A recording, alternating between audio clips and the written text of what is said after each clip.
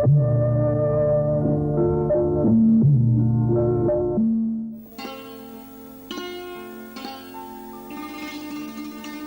book to be discussed today is The Making of a Nation, India's Road to Independence by B.R. Nanda.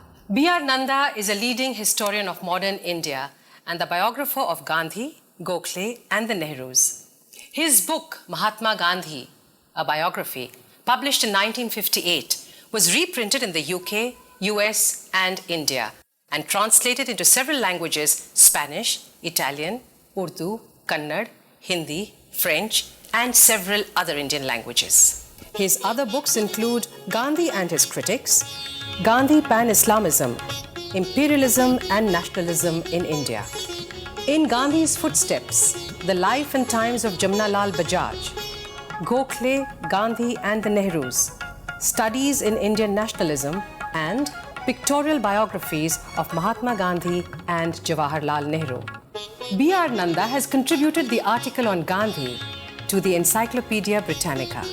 B.R. Nanda was the founder director of the Nehru Memorial Museum and Library, a premier research institution of modern India, for 14 years. He was awarded the National Fellowship of the Indian Council for Social Science Research in 1979 and the Padma Bhushan in 1988. In the preface of his book, The Making of a Nation, India's Road to Independence, B.R. Nanda says, if this book succeeds in giving a feel of a momentous period in the history of India and insights into her struggle for freedom, its origins and leadership, its idealism, its values, its vicissitudes, its travails and triumphs, I shall be amply rewarded.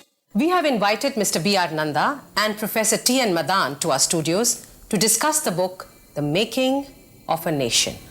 Mr. Nanda, you were a civil servant, and then you became a biographer, and then you never looked back. You continued to write biographical studies and historical narratives. How did this quite a significant change in a person's career come from being a civil servant to being a historian and a biographer? Well, I remember when I was in college, my ambition was to be a writer. And I was the editor of the college magazine, Government College, Lahore. And I wanted to be a historian because in college I found the subject fascinating. In fact, my teacher in Government College, J.D. Ward, the Cambridge man, who was very, very conscientious and very, should I say, supportive, he suggested to me that I should become a teacher and teach history and write history. He was a little disappointed that I chose to be a civil servant. But I was sure in my mind that I would find some time to devote to writing of history. In fact, I started a history of India. That was at the beginning of '47, but then partition came and we came over on this side. Then something happened. This history of India would have been a general text, general kind text. of thing, yes. And I had done some work on this. Then something happened which changed the course of my life. That was Gandhiji's assassination. On 30th January 1948, I was at Firozpur, on the border between India and Pakistan. And that evening, I was in the bookshop. There was only one bookshop there. And the Narayan Das, the proprietor of the shop, came to me and said that Gandhiji had been assassinated. I left the shop and walked back home, and I found myself crying. And for several days, I was almost inconsolable. But I was surprised because I had not been a great admirer of the Mahatma. young man. And then I said to myself, how did this old man get into my blood and bones without my knowing about it? I must try to understand him. So this is how my biography of Mahatma Gandhi was born. And I did the work, of course, in my spare time. As a civil servant, I couldn't work every day, but I could do it in the early mornings, on Sundays, and so on. The book came out in... How long did it take you to write it? Well, I completed it in 57. It was published in 58, so nearly 9 years. Well, this book had a further sequel which I had not thought of. Pandit Nehru read it and liked it and gave me a proposal. He said, would you write a biography of my father? He said. Well, that was a great tribute. That was a great honor. That was a great tribute. And I said, do you have any papers, sir? He said, no, I am sorry, I don't have any papers. We used to have police raids and the papers were lost. I wasn't careful. But I'll give you whatever I have. Then once he asked me to go and stay in Anand Bhavan for a few days, as he said, to breathe the atmosphere and to see what is in the library there. It was in the course of that visit I discovered the nucleus of what is the Nehru papers. And there was enough correspondence of those early years to enable me to write that book, The Nehrus. And then the one thing led to another, right. And you went on to write about Gokhale and Jamnalal Bajaj.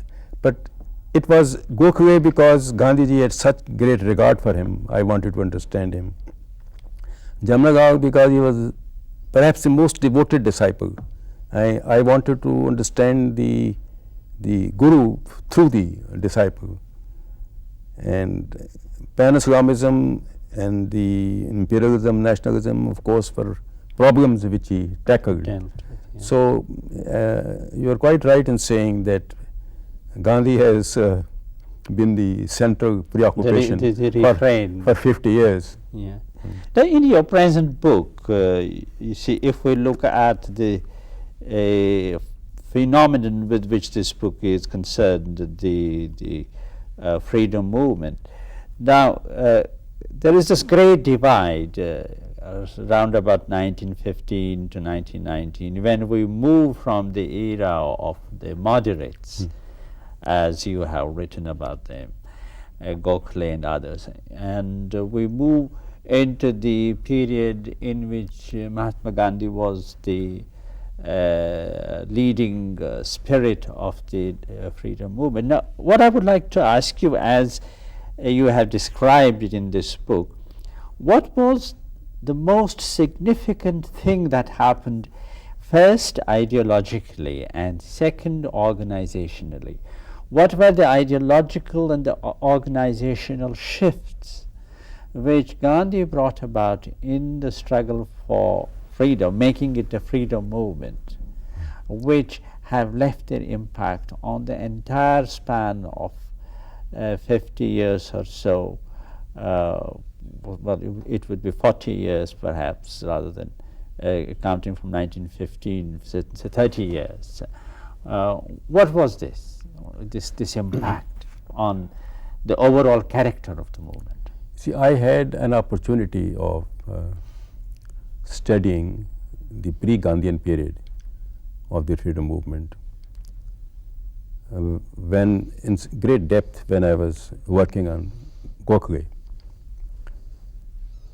And I am not one of those who would belittle the contribution of the moderates in the first 30 years.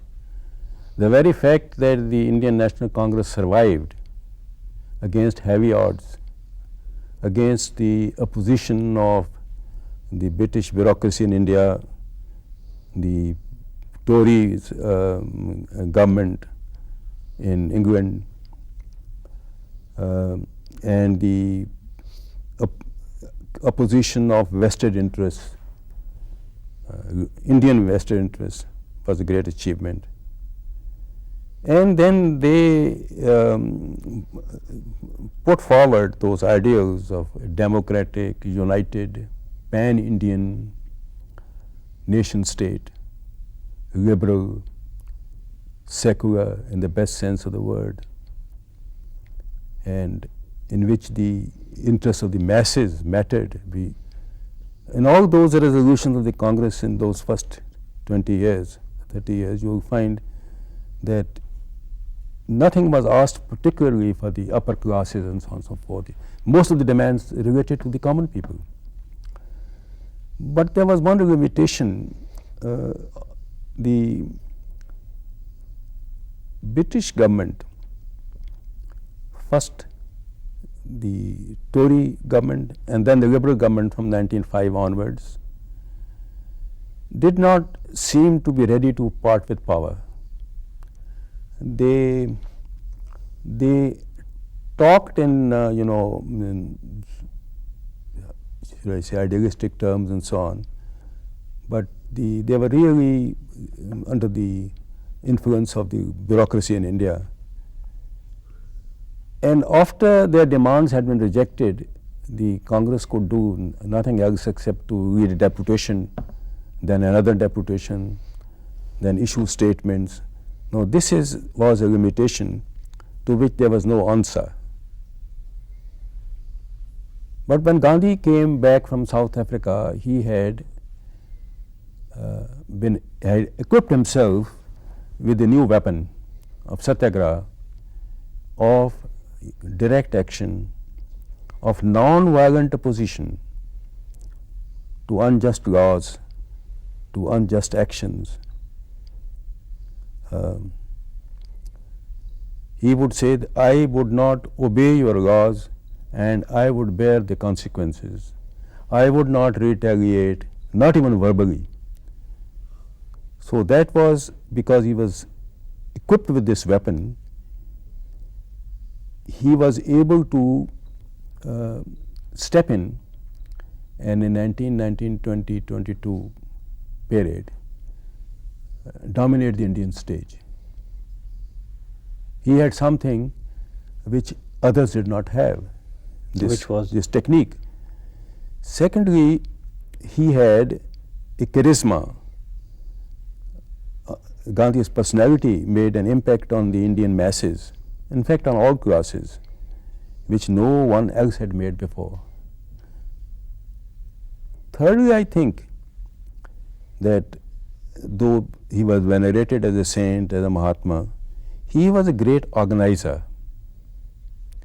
And within a year or so, he did what the Congress could not do for 30 years.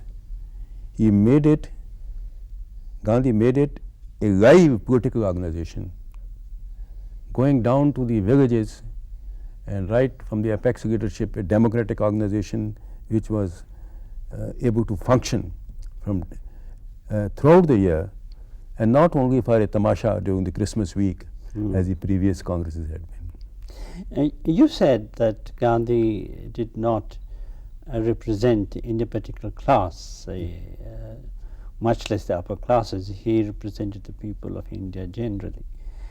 Now, in this connection, the readers of your book may have a question to put to you, which would be about the point of view of some historians today, that historiography which focuses on the leaders, on the Gandhis and the Gokhales and the Nehrus, it somehow misses out on the contribution which the common people make.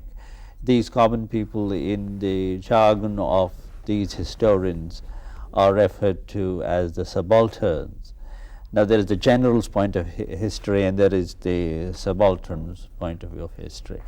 Now, a reader of your book, what kind of a reply would the reader of your book get to this question? Has the historiography of the freedom movement erred in the direction of overemphasizing the contribution of the leaders and not taking into account what the masses contributed? I ask this question in the context of your own statement that Gandhi tried to represent all classes, and he was a mass leader. In fact, that was Gandhi's great strength. In the moderate era, see, until Gandhi came on the stage, the politically conscious class was mostly in the metropolitan towns, Bombay, Calcutta, Madras, and say some principal towns, Allahabad, Lahore, and so on. Some of the areas of the country were not covered at all. And it was mostly English educated class. The meetings of the Congress were held when people sitting in the chairs, and many of them had got their neckties and suits on. And they were very able men of great integrity, highly educated, and so on. And I would say that, as I mentioned before, that they did not try to feather their own nests, see their demands.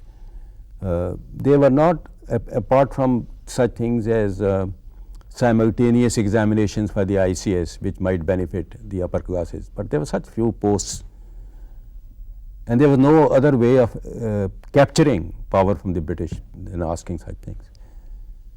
There was this representation of that class, but even that was such a great pressure on the British, even of this limited class, that the British bureaucracy in India and the politicians in England were very unhappy with the Congress. They thought it as a rival body, rival to the Raj.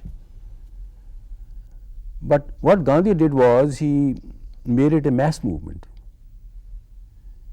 The Congress sessions were held, people sat on the ground.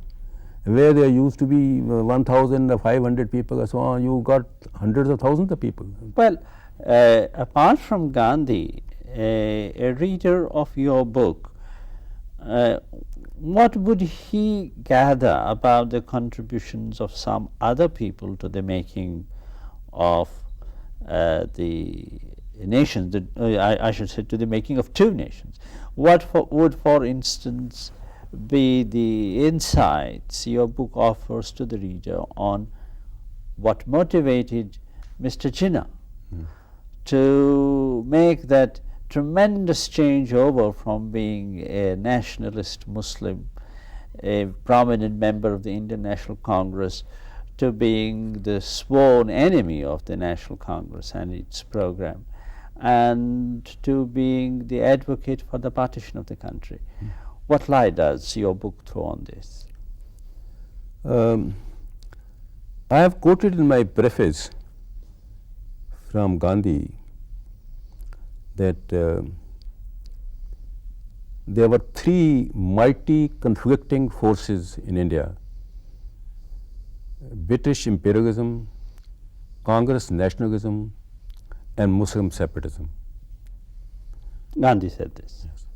Now, Muslim separatism was not was born in 1930s or 40s or with Jinnah. It long antedated even their arrival on the scene, and this is what is one of the themes in this book. In fact, Muslim separatism became an important force at the very time at which the Indian National Congress was founded, in the late 1880s. 1885. Yes, 1885, 1882, 85, 88. And by 1906, when the similar deputation was received by Lord Minto and separate electorates were promised, it had got entrenched. In 1909, separate electorates were part of the Constitution of India at that time. And I need not go into the history of this period, but Mr. Jinnah, it is true, started as a nationalist Muslim, and I was deeply, I was interested, and I have quoted here, that he began his political career by opposing separate electorates in 1906 and opposing the formation of the Muslim League as a separate Muslim organization, saying there is no need for Muslims to have a separate body. But as soon as the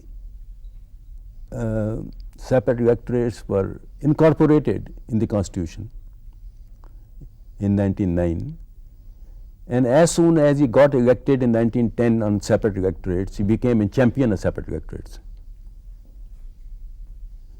So the rest of his life, in fact 1916, he negotiated with the Congress in the Lucknow Pact on the basis of separate electorates. So I think his nationalist credentials are, I would say, are there, but you must remember that with separate electorates, no Muslim politician would take a purely nationalist stand for long, because whenever he had to face the Muslim electorate again at elections, he would be a disadvantage compared with the others. Yes. I think, to round up our discussion of your book, let me ask you a question which you obviously haven't answered in the book. Now, you call the book The Making of a Nation, and you cover the entire period from 1857 into the early years of Nehru's prime ministership. Now, do you today have become a nation? What does the book point to?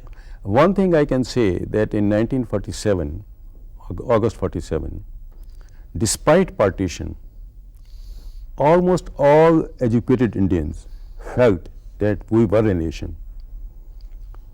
And in the Constituent Assembly, when the Constitution was being framed, the Muslim League was out. But for the rest, they all felt that they were building up, putting a coping stone on a democratic, liberal, united India, which recognized equality of every citizen, and which was pluralist in the best sense of the word. And I think we have since then not been able to live up to the ideals and ethos of that movement. That is the reason for my bringing this book out, to remind our people that the ideals and the ethos which were imbibed in the course of the struggle, the bonds which were forged for a united India and democratic India while fighting the British, they need to be recalled and they need to be lived up to if we want to strengthen our nation. It's a book which is readable, it's a book which is marked by lucidity of the narrative, and it's a book which can be read at one go from the first page to the last, but it's also a book which can be read piecemeal. One can sort of have it as a bedside book and dip into it from time to time. The way you organize the chapters and the subsections in the chapters, I think contributes significantly to its being a bedside book, which is also a serious, formal account of the struggle for the freedom. That it was the good fortune of many of us. We were perhaps too young, but at least to have watched it being enacted. Well, thank you very much. Thank you very much.